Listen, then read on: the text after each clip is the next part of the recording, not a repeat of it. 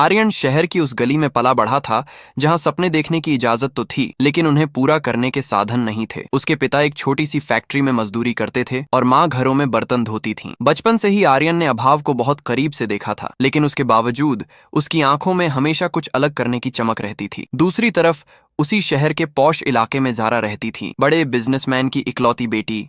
महंगे school, branded कपड़े और लग्जरी लाइफ उसकी रोजमर्रा की चीजें थीं। कॉलेज में एक दिन बारिश के दौरान दोनों की पहली मुलाकात हुई, जब झारा की गाड़ी रास्ते में खराब हो गई और आर्यन ने बिना किसी स्वार्थ के उसकी मदद कर दी। जारा उस सादगी और आत्मसम्मान से प्रभावित हुई जो आर्यन की आंखों में साफ दिखाई देता था। धीरे धीरे दोनों की मुलाकातें बढ़ने लगीं, कभी लाइब्रेरी में तो कभी कॉलेज के बाहर चाय की दुकान पर। जारा को आर्यन के साथ बैठकर अपनी चमकदार दुनिया से दूर एक अलग सुकून मिलता था, जबकि आर्यन के लिए जारा एक ऐसी लड़की थी जो अमीर होते हुए भी दिल से इंसान थी। समय के साथ दोनों एक दूसरे के करीब आ गए और बिना कहे ही एक दूसरे को समझने लगे। एक दिन आर्यन ने हिम्मत जुटाकर कहा, मैं गरीब हूं लेकिन अपनी मेहनत से कुछ बनना चाहता हूं। झारा ने उस दिन उसकी आंखों में सपनों का ऐसा भरोसा देखा जो उसने अपने अमीर दोस्तों में कभी नहीं देखा था। कुछ समय तक सब ठीक चला, लेकिन जब झारा के पिता को इस रिश्ते का पता चला तो उन्होंने सख्त रुख अपना लिया। उन्हें यह रिश्ता अपनी सामाजिक प्रतिष्ठा के खिलाफ लगा। घर का दबाव, समाज का डर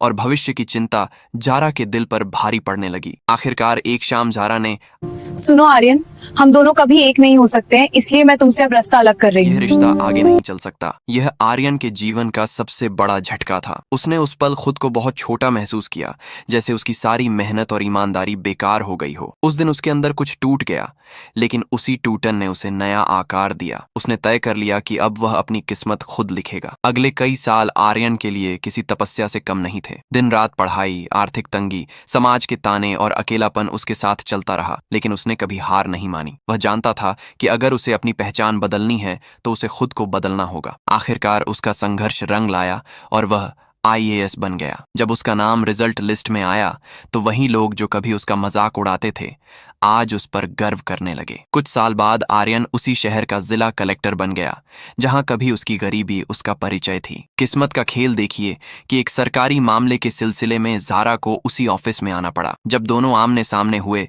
तो वक्त जैसे थम सा गया। जारा को एहसास हुआ कि जिस इंसान को उसने हालात के डर से छोड़ दिया था वही आज अपनी मेहनत से उस मुकाम पर खड़ा था जहां हर कोई उसे सम्मान देता था। उसने धीमी आवाज में बस इतना कहा, आर्यन, मुझसे बहुत बड़ी गलती हो गई है, हो सके तो मुझे माफ कर देना।